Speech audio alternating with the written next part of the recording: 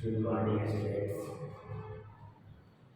देखिए, आज हम लोग 11th क्लास की शुरुआत करेंगे, जहाँ से आपको है ना एक नया चैप्टर स्टार्ट करके ले चलेंगे, जिस चैप्टर का नाम है cell the unit of life. Chapter का नाम क्या हुआ? Cell the unit of life.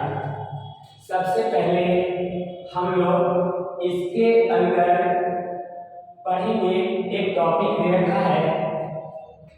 सबसे पहले पढ़ेंगे इसके अंदर एक टॉपिक दे रखा है cell the unit of life में का जो लाइफ यानी जो हमारा जीवन है वो बना किससे है? सेल से। हमारा जीवन बना किससे है? सेल से बना है।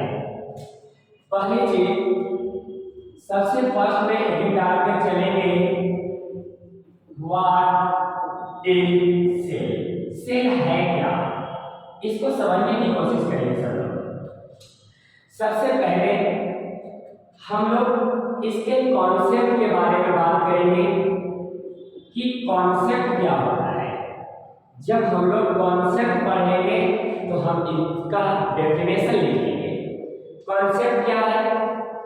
जैसे हमने कहा आपके पास क्या आए? मैनी सेल्स आया। आपके पास क्या आया? मैनी सेल्स आया, है ना। ये मैनी सेल्स आपस में मिलकर क्या करेंगे? ये मैनी सेल्स आपस में मिलकर, जैसे आपको हम बताए आपका एक सेल इस तरीके से आया, है ना। बहुत सारे सेल आए, ऐसे ऐसे बहुत सारे सेल आए। जब बहुत सारे सेल आपस में मिलेंगे तो उन्हें क्या बोलते हैं? टिश्यू बोलते हैं। यानी मैनी सेल्स के मिलने से क्या बना है? टिश्यू बना है। मैनी सेल्स के मिलने से क्या बना? टिश्यू बना है। और ये जो आपका टिश्यू होगा वो आगे जाकर क्या बनाएगा? ऑर्गन बनाएगा। ये टिश्यू आगे जाकर क्या बनाएगा? ऑर्गन बनाएगा। जैसे हम लोग के बॉडी में क्या है? स्टमक। हम लोग के बॉडी में क्या है? स्टमक, यानी जो पेट है जिसे हम लोग क्या बोलते हैं? ऑर्गन बोलते हैं। दूसरा की अगर बात करें तो एक आपके पास क्या आएगा? लार्ज इंटेस्टाइन, जिसे बड़ी आंत बोलते हैं। दूसरा के बाद तीसरा जो आपका आएगा वो होगा small intestine. Small intestine, large intestine. Stomach क्या है? ऑर्गन है। लार्ज इंटेस्टाइन क्या है? ऑर्गन है। स्मॉल इंटेस्टाइन क्या है? ऑर्गन है। एक ऑर्गन से आगे जाकर बनेगा क्या? Organ system. एक ऑर्गन से आगे जाकर बनेगा क्या? ऑर्गन सिस्टम बनेगा। जैसे क्या खाते हैं तो हम लोग की बॉडी में पचता नहीं है। हम लोग की बॉडी में पचाने वाला जो सिस्टम है उसको पूरी दुनिया किस नाम से जानती है? डाइजेस्टिव सिस्टम के नाम से जानती है। किस नाम से जानती है? डाइजेस्टिव सिस्टम के नाम से जानती है। क्या हमारे बॉडी में एयर बाहर से अंदर आते हैं? अंदर से कहाँ जाते हैं? बाहर। यानी वो लंग्स के जरिए आएगा एयर और लंग्स के जरिए जाएगा। यानी हम लोग सांस लेते हैं, सांस लेते हैं, उसको क्या बोलते हैं? Respiratory system. क्या बोलेंगे? रेस्पिरेटरी सिस्टम बोलकर चलेंगे। हमारे बॉडी में ब्लड का सर्कुलेशन हार्ट में होता है, इसलिए उसे बोलते क्या है? Circulatory system. नाम क्या है? Circulatory system. हमारे बॉडी में नर्वस सिस्टम है, यानी न्यूरॉन है, इसलिए क्या बोलते हैं? हमारे बॉडी में है क्या? Nervous system. हमारे बॉडी में क्या है? नर्वस सिस्टम है। यानी ऑर्गन सिस्टम क्या है? डाइजेस्टिव सिस्टम को ऑर्गन सिस्टम बोलते हैं, रेस्पिरेटरी सिस्टम को ऑर्गन सिस्टम बोलते हैं, सर्कुलेटरी सिस्टम को ऑर्गन सिस्टम बोलते हैं, नर्वस सिस्टम को क्या बोलेंगे? ऑर्गन सिस्टम बोलेंगे। और ये ऑर्गन सिस्टम आगे जाकर क्या बनाएगा? ऑर्गेनिज्म बनाएगा। आगे जाकर क्या बनाएगा? ऑर्गेनिज्म बनाएगा।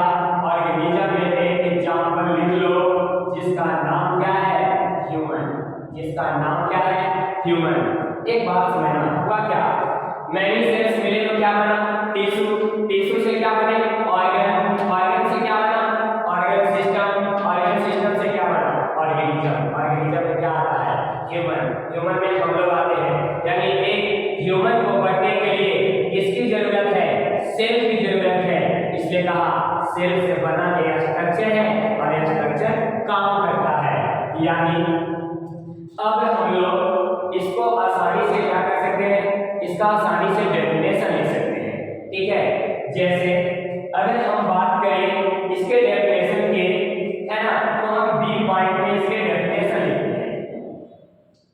डेफिनेशन, जो डेफिनेशन होगा इसका वो क्या होगा, cell is the structural and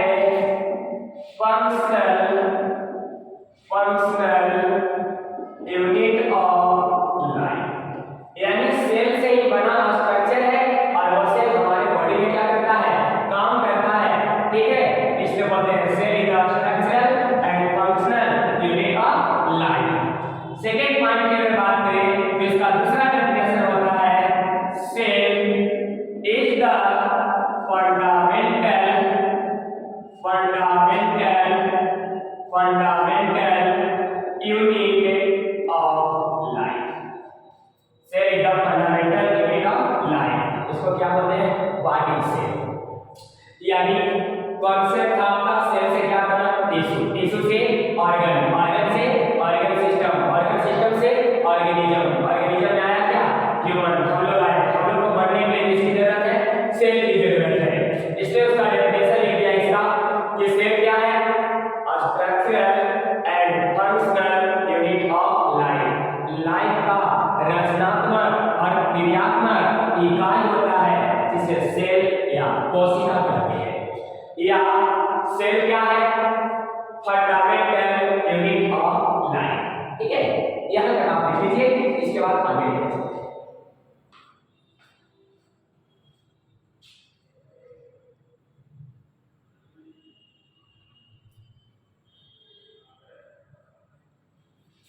लिख लिया होगा यहाँ तक आपने।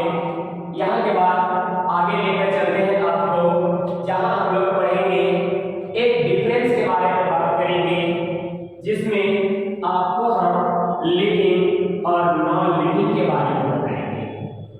लिविंग और नॉन लिविंग के बारे में हम आपको बताकर चलेंगे। जैसे हमने आपको कहा, हमने आपको एक हेडिंग दिया और बोला डिफरेंस बिटवीन, यानी क्या करो, दो चीज के बीच में डिफरेंस बताओ। दो चीज के बीच में डिफरेंस जो आएगा वो आपका क्या होगा, हम एक एनसीईआरटी का वर्ड लिखते हैं जिसका नाम है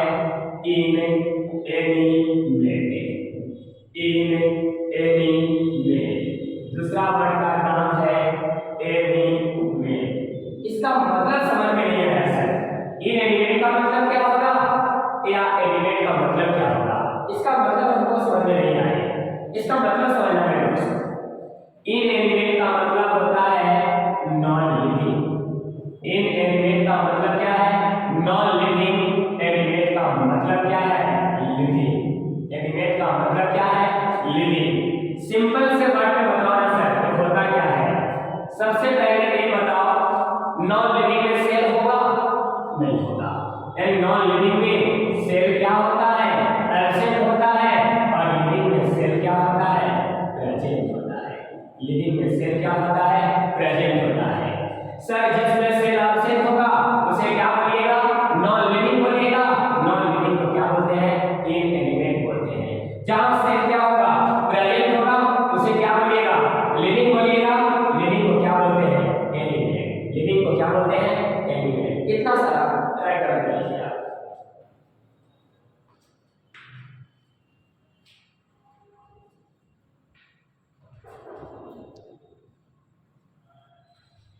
चलिए यहां से आपको आगे की तरफ ले चलते हैं। यहां से आपको आगे की तरफ ले चलते हैं। आगे आपको पढ़ना है सेल के बारे में, बहुत ध्यान से सुनिएगा। आगे हम सेल के बारे में बताएंगे। सेल होता क्या है? सबसे पहले हमने एक सेल पर एक सेल ड्रॉ कर दिया है। इस सेल के बाहर को लेयर को हम लोग बोलते क्या है? Cell wall. सेल के बाहर को क्या बोलते हैं? सेल वॉल बोलते हैं। सेल के जो अंदर होगा इसका नाम है सेल मेम्ब्रेन। सेल के जो अंदर होगा उसका नाम क्या है? Cell membrane. सेल वॉल के अंदर क्या मिलता है? सेल मेम्ब्रेन मिलता है। आगे समझिएगा, इस सेल मेम्ब्रेन के अंदर में एक चीज होता है, उसको न्यूक्लियस बोलते हैं। उसको क्या बोलेंगे? न्यूक्लियस। न्यूक्लियस के बाहर जो स्पेस दिख रहा है आपको, न्यूक्लियस के बाहर जो स्पेस दिख रहा है आपको, उसको क्या बोलते हैं? साइटोप्लाज्म बोलते हैं। उसे क्या बोलेंगे? साइटोप्लाज्म बोलेंगे। न्यूक्लियस के अंदर में जो आपको स्पेस नजर आ रहा है, उस स्पेस का नाम है न्यूक्लियोप्लाज्म। उस स्पेस का नाम क्या है? न्यूक्लियोप्लाज्म। यानी सर सेल के बाहर क्या मिल गए? Cell wall. सेल के बाहर क्या मिल गया? Cell wall. सेल के अंदर क्या मिल गए? Cell membrane. सेल मेम्ब्रेन के अंदर मिल गए तो क्या मिला? न्यूक्लियस। न्यूक्लियस के बाहर क्या स्पेस को क्या कहा? साइटोप्लाज्म। न्यूक्लियस के अंदर के स्पेस को क्या कहे? न्यूक्लियोप्लाज्म। इसके थ्योरी समझिएगा सर, इसके थ्योरी समझिएगा। एक फर्स्ट पॉइंट लिख रहे हैं। पहला, cytoplasm plus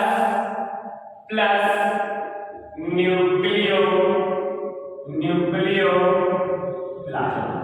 cytoplasm plus nucleoplasm बराबर प्रोटोप्लाज्म। बराबर प्रोटोप्लाज्म। साइटोप्लाज्म और न्यूक्लियोप्लाज्म को एक साथ क्या बोलते हैं? प्रोटोप्लाज्म। नेक्स्ट पॉइंट समझिएगा। Protoplasm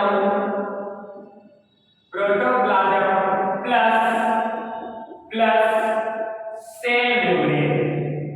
protoplasm plus cell membrane को एक साथ क्या बोलते हैं? प्रोटोप्लास्ट। एक साथ क्या बोलेंगे? प्रोटोप्लास्ट बोलते चलेंगे। नेक्स्ट समझिएगा, प्रोटो जब ये दोनों आपस में मिले तो क्या कहा? प्रोटोप्लाज्म कहा। जब ये दोनों आपस में मिले तो है ना, प्रोटोप्लाज्म कहा। प्रोटोप्लाज्म के साथ क्या मिला? सेल मेम्ब्रेन मिला तो क्या बोलते हैं? प्रोटोप्लास्ट कर दिए। यानी सर एक चीज बोल सकते हैं आप, सेल बिना सेल वॉल के क्या कहलाता है? प्रोटोप्लास्ट कहलाता है। क्या कहलाएगा? प्रोटोप्लास्ट कहलाएगा। Cell without cell wall, cell without cell wall is called protoplast. इसको क्या बोलेंगे? प्रोटोप्लास्ट बोलकर चलेंगे। सेल में बाहर क्या मिला? Cell membrane. अंदर में क्या मिला? सॉरी, बाहर में क्या मिला? Cell wall. अंदर में क्या मिले? सेल मेम्ब्रेन, है ना। सेल मेम्ब्रेन के अंदर गए तो क्या मिला? न्यूक्लियस। न्यूक्लियस के बाहर जो खाली जगह है उसका नाम क्या है? साइटोप्लाज्म। न्यूक्लियस के अंदर के खाली जगह को क्या बोला? Nucleoplasm. Nucleoplasm. Cytoplasm plus nucleoplasm दोनों को एक साथ क्या बोला? प्रोटोप्लाज्म कहा। प्रोटोप्लाज्म के साथ क्या आया? सेल मेम्ब्रेन आया, तो उसे क्या नाम दिया? प्रोटोप्लास्ट कहा। प्रोटोप्लास्ट का मतलब क्या है सर? अगर सेल बिना सेल वॉल के रहे तो उसे क्या कर सकते हैं? प्रोटोप्लास्ट कह सकते हैं। यहां तक राइट डाउन कर लीजिए।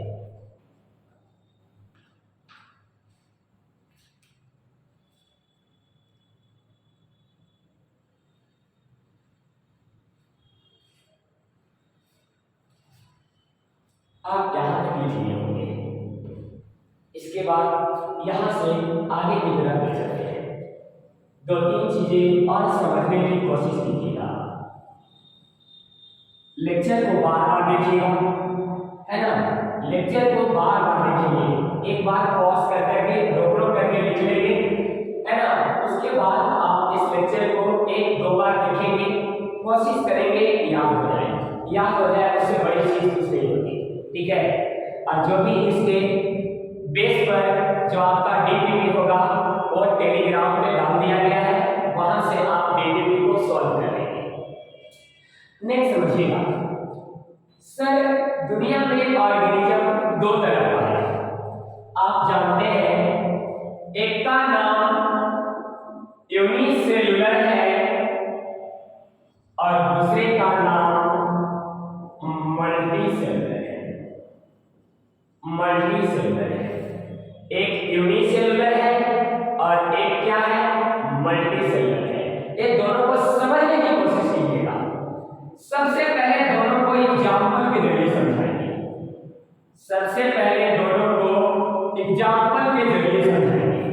दोनों का सबसे पहले एग्जाम्पल समझना। क्या आप अमीबा जानते हैं? यस सर, अमीबा जानते हैं, 9th में पढ़े थे। अमीबा एक सेल का होता है। क्या आप यूग्लिना जानते हैं? यस सर, यूग्लिना में 9th में पढ़ा था। एक आपके पास आएगा क्या, पैरामीशियम आएगा, एक आपके पास क्या आएगा, पैरामीशियम आएगा। यानी यूनिसेलुलर में अमीबा आता है, यूग्लिना आता है और क्या आएगा, पैरामीशियम आएगा। मल्टीसेलुलर में क्या आएगा सर, मल्टीसेलुलर में एक प्लांट आएगा और एक एनिमल आएगा। जो एक सेल का बना है, अगर खुद से सोचिए, घर में आप अगर अकेले हैं तो घर का सारा काम करना पड़ेगा। अगर घर में 2 भाई या 2 बहन है ना, तो सबको अलग अलग काम मिल जाता है करने के लिए, ठीक है, वो तुम कर लो, वो तुम कर लो, ठीक है। अगर एक सेल का होगा, जो इंसान एक सेल का बना होगा, उसको घर के सारे काम करने पड़ेंगे, है ना। ऑल इसेंशियल, सॉरी, यूनिसेलुलर का मतलब क्या, सिंगल सेल, एक सेल का होगा, परफॉर्म ऑल फंक्शन। एक क्या परफॉर्म करेगा, ऑल फंक्शन। जो एक सेल का बना होगा वो सारा काम करेगा, जो एक सेल का बना होगा वो क्या करेगा, सारा काम करेगा। लेकिन जो मैनी सेल्स के बने होंगे, many cells perform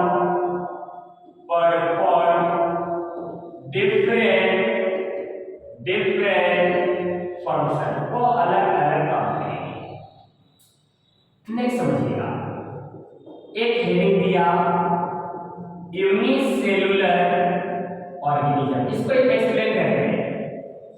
unicellular organism, जो एक सेल का होगा, है ना, उसको जिंदगी के सारे जरूरी काम करने होंगे, यानी सिंगल सेल परफॉर्म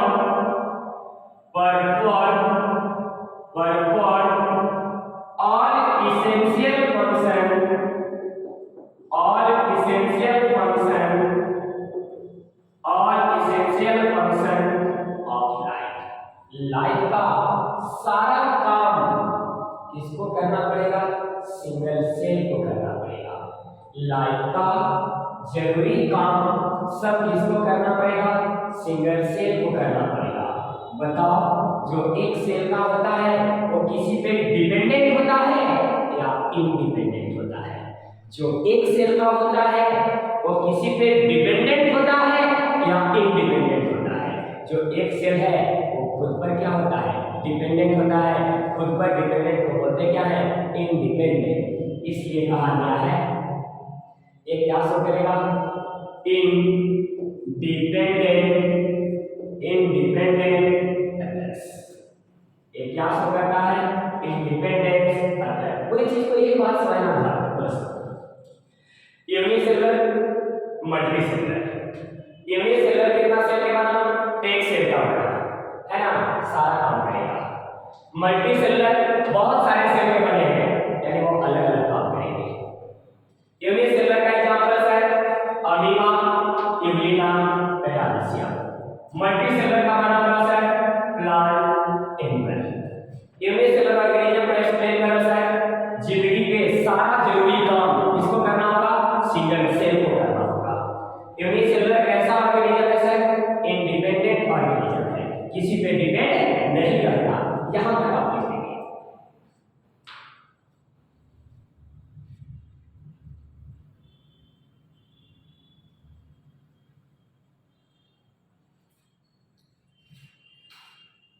चलिए यहां तक आपने लिख लिया होगा। यहां के बाद आगे की तरफ ले चलते हैं। यहां के बाद आगे की तरफ ले चलते हैं। यहां के बाद आपको आगे की तरफ ले चलते हैं और डिस्कवरी के बारे में बताते हैं। सेल को डिस्कवर किन्होंने किया था, किन किन लोगों ने किया था, समझिएगा ध्यान से। आपका हेडिंग है, आपका हेडिंग है discovery, discovery of cell, discovery of cell. समझिएगा। पहला first time, first time, first time living, नहीं sorry, first time non living, non living cell का डिस्कवरी हुआ। जो कौन किए? रॉबर्ट, रॉबर्ट हुक ने किया। पहली बार नॉन लिविंग सेल का डिस्कवरी हुआ, जो किसने किया? रॉबर्ट हुक ने किया। नेक्स्ट समझिएगा, रॉबर्ट हुक ने नॉन लिविंग सेल को डिस्कवर कहां से किया था? क्वार्क से। क्वार्क क्या था? वो डेड सेल था। क्वार्क क्या था? डेड सेल था। और कैसा था? उसको लोग प्लांट सेल बोलते थे। और क्या था? क्वार्क में प्रोटोप्लास्ट एब्सेंट होता है, यानी जिस सेल के अंदर प्रोटोप्लास्ट एब्सेंट होता है वो सेल कैसा होता है? डेड होता है। वो सेल कैसा होता है? डेड होता है। और वो डेड सेल या नॉन लिविंग सेल को डिस्कवर करके कौन लाए थे? रॉबर्ट हुक लाए थे। नेक्स्ट समझिएगा, रॉबर्ट हुक ने सेल को डिराइव किया था एक वर्ड से, जिसका नाम क्या था? सेलुला। जिसका नाम क्या था? सेलुला। कोई पूछे सेलुला कैसा वर्ड है, तो आप कहिएगा लैटिन वर्ड है। सेलुला कैसा वर्ड है? लैटिन वर्ड है। सर सेलुला का मतलब समझ में नहीं आया। सेलुला का मतलब कंपार्टमेंट होता है। सेलुला का मतलब कंपार्टमेंट होता है, और कंपार्टमेंट का मतलब क्या है? घर। कंपार्टमेंट का मतलब क्या है? घर। दूसरी बात, यानी सेकेंड टाइम, यानी सेकेंड टाइम किसका डिस्कवरी हुआ? लिविंग सेल का। लिविंग सेल के डिस्कवरी कौन किए? लिविंग सेल के डिस्कवरी करने वाले साइंटिस्ट का नाम था Anton van, Anton van Leeuwen, sorry Leeuwen, sorry meaning इसका मिस्टेक हो गया है, थोड़ा सा मिला Leeuwenhoek, Leeuwenhoek. Second time living cell का डिस्कवरी हुआ, जो कौन किए? Anton van Leeuwenhoek. कोई पूछा जाए कि Anton van Leeuwenhoek living cell को डिस्कवर कहां से किए थे, तो आप बोल कर चलिएगा बैक्टीरिया से किए थे। कहां से किए थे? बैक्टीरिया से किए थे। तीसरा चीज याद रखिएगा, न्यूक्लियस, न्यूक्लियस का डिस्कवरी कब हुआ, किसने किया? तो आप याद रखेंगे रॉबर्ट ब्राउन। आप याद क्या रखेंगे? Robert brown. सुनिए ध्यान से, पहली बार नॉन लिविंग सेल का डिस्कवरी हुआ कौन किए? रॉबर्ट किए। कहां से किए?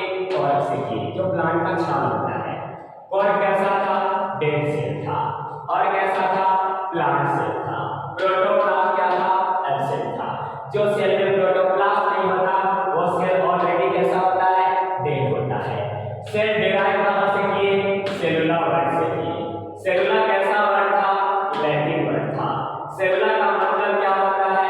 कंपार्टमेंट। कंपार्टमेंट का मतलब क्या है? घर।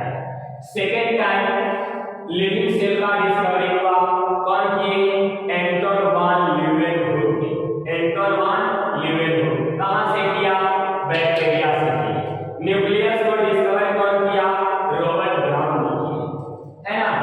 वो याद रखना, ये बैक्टीरिया से किए थे और एक कहां से? कॉर्क से किए थे। डेराइव कहां से किया? सेलुलर से किया। ये चीज याद रखिएगा। एक लाइन याद रखना, नॉन लिविंग सेल, और एक क्या याद रखना? Living cell. न्यूक्लियस को डिस्कवर किए कौन? रॉबर्ट ब्राउन, ल्यूवेनहुक और क्या? रॉबर्ट। इतना चीज याद रखिए, आप इसे ट्राई करिए।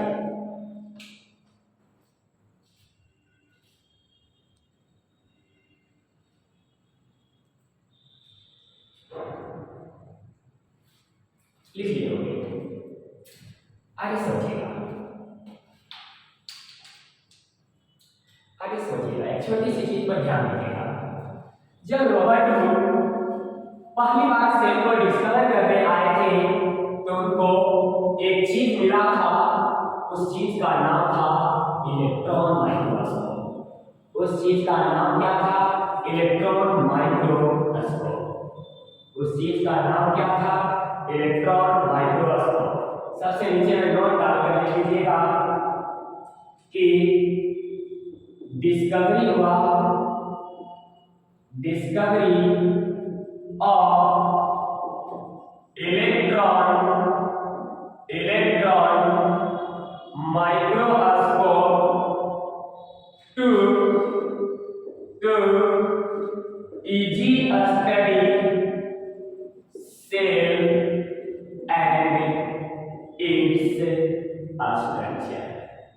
and its structure नोट आप लीजिएगा भाई कि जब इलेक्ट्रॉन माइक्रोस्कोप का डिस्कवरी हुआ तो सेल और सेल का स्ट्रक्चर पढ़ना क्या हो गया? आसान हो गया। ये चीज याद रखिएगा, इसे लिखिए। लिखिए, बहुत बढ़िया। आगे चलिएगा। अब समझिएगा, बहुत बढ़िया एक थ्योरी है जिसका नाम है सेल थ्योरी। जिसका नाम क्या है? Cell theory. सेल थ्योरी समझिएगा हर एक लाइन। सेल थ्योरी को देने वाले साइंटिस्ट थे proposed by Matthias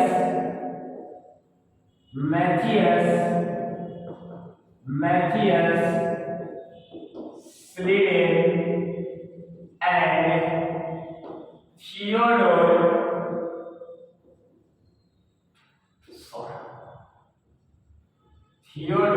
Swan। Cell theory देकर कौन गए?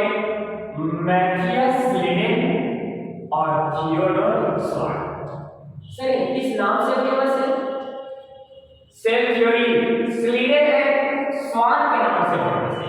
सेल थ्योरी स्लिडेन और स्वान के नाम से फेमस है। समझिएगा ये दोनों चीजों के बारे में। अगर आपको लिखना है तो इतना लिखने के बाद ये हेडिंग देना, लिख लेना, ये हेडिंग देना, तो इधर का लिख लेना। पहले समझना मैथियस स्लिडेन के बारे में। भाई आपसे पूछे स्लिडेन साहब कहाँ के थे? स्लिडेन साहब कहाँ के थे?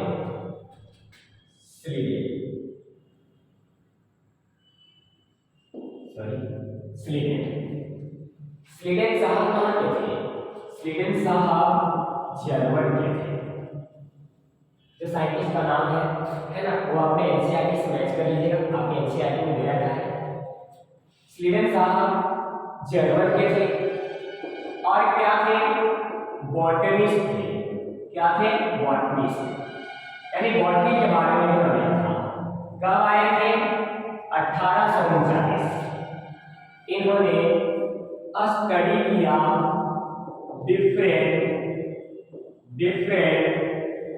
Different types of plant. Study क्या किया? Different types of plant. और लास्ट में क्या कर गए? all plant cells are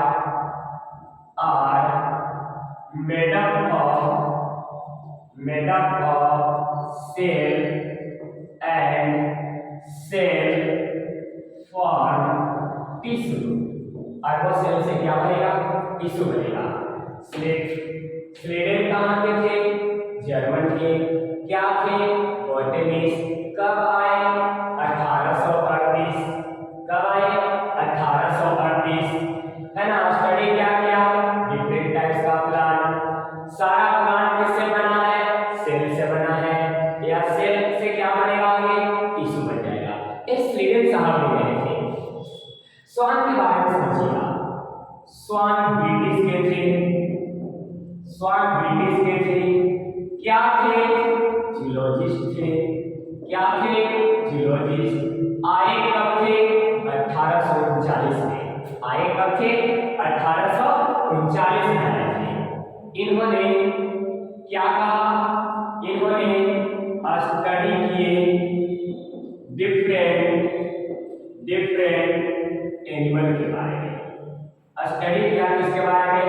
different animal के बारे में। और इन्होंने कहा क्या? फर्स्ट पॉइंट में समझिएगा। इन्होंने कहा एनिमल में एक पतली सी लेयर होती है, उसे प्लाज्मा मेम्ब्रेन या सेल मेम्ब्रेन कहा जाता है। यानी एनिमल में कैसी लेयर? थीन लेयर, जिसका नाम क्या है? Plasma membrane. जिसका नाम क्या है? Plasma membrane. या इसका दूसरा नाम क्या है? Cell membrane. दूसरा नाम क्या है? Cell membrane. नेक्स्ट समझिएगा। इन्होंने कहा कि प्लांट में सेल वॉल का मिलना कैसा कैरेक्टर है? यूनिक कैरेक्टर है। यानी प्लांट में सेल वॉल मिलता है, यानी वो सबसे क्या है? अलग है। सी पॉइंट में समझिएगा। और लास्ट में कहा all plant and animal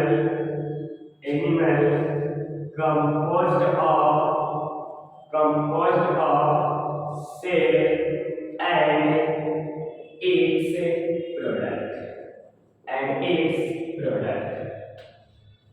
swan British के थे, जूलॉजिस्ट थे, 1839 में आए थे। स्टडी किया डिफरेंट एनिमल के बारे में। तो कहा एनिमल में एक पतला लेयर होता है, उसे प्लाज्मा मेम्ब्रेन या क्या सेल मेम्ब्रेन बोलते हैं। प्लांट में सेल वॉल का मिलना कैसा कैरेक्टर है? यूनिक कैरेक्टर है। जितना भी प्लांट और जितना भी एनिमल है वो सब किससे बना है? सेल से या सेल के प्रोडक्ट से। सेल का प्रोडक्ट टिश्यू हो सकता है, ऑर्गन हो सकता है, ऑर्गन सिस्टम हो सकता है। इतना चीज को आप राइट डाउन कर लीजिए। लेकिन एक चीज सुन लीजिएगा, नोट में लिख लीजिएगा, है ना। एक चीज होता है जिसका नाम है वायरस।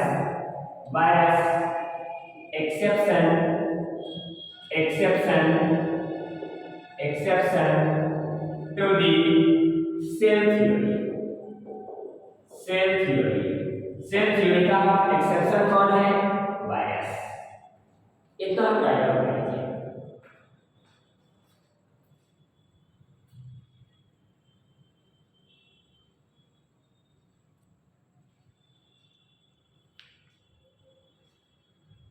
आप राइट डाउन कर लीजिए। समझिएगा, यहाँ से आगे की तरफ ले चलते हैं आपको। एक इनका कमी है सेल थ्योरी का, और सेल थ्योरी को सबसे पहले कमी के बारे में बात करेंगे। सेल थ्योरी में कमी के बारे में हम लोग बात करेंगे। आखिर सेल थ्योरी में क्या कमी रहती है, सेल थ्योरी में क्या कमी रहती है, या क्या पूरा कर दिया गया है ना, इसके बारे में समझिएगा, सुनिएगा ध्यान से। सेल थ्योरी का ड्रॉबैक है, drawback of cell theory, drawback of cell theory. Cell theory में कमी क्या है, कमी यही है,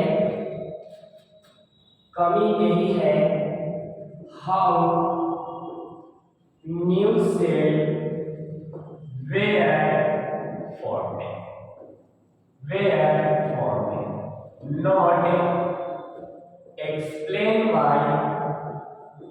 not explained by Sladen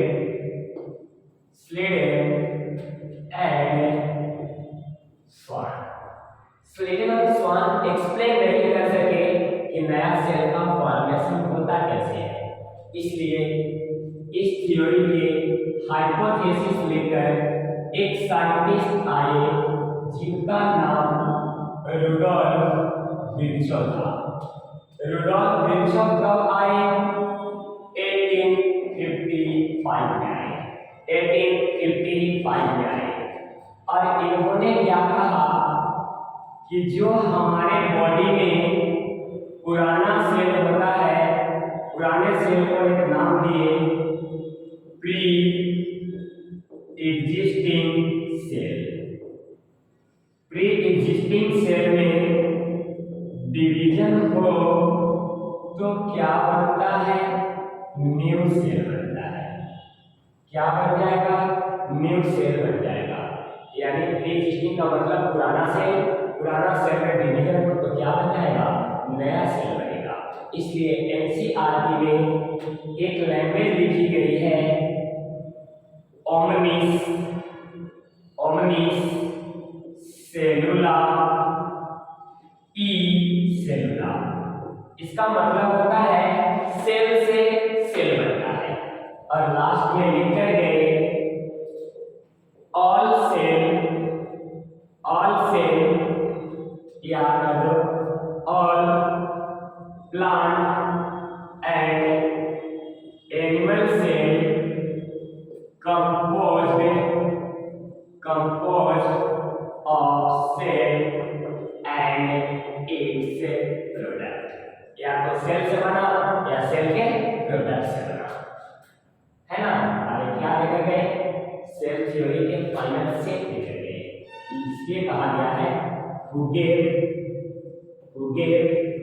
final shape to cell theory। और सेल थ्योरी के फाइनल सेट लेकर चले गए। सेल थ्योरी में कमी क्या रह गया था, न्यू सेल वेयर फॉर्म, नया सेल कैसे बनता है वो एक्सप्लेन नहीं कर सके स्लेडन और स्वान। इसलिए नया साइंटिस्ट आए रुडोल्फ विर्चोव। 1855 में इन्होंने कहा पुराना सेल से क्या बनता है, नया सेल बनता है। इसके लिए एक वर्ड लिखे ओमनिसेलुला ई सेलुला, ये लैटिन वर्ड लिखा गया है, यानी ओरिजिनल लैंग्वेज यही है, सेल से सेल बनता है।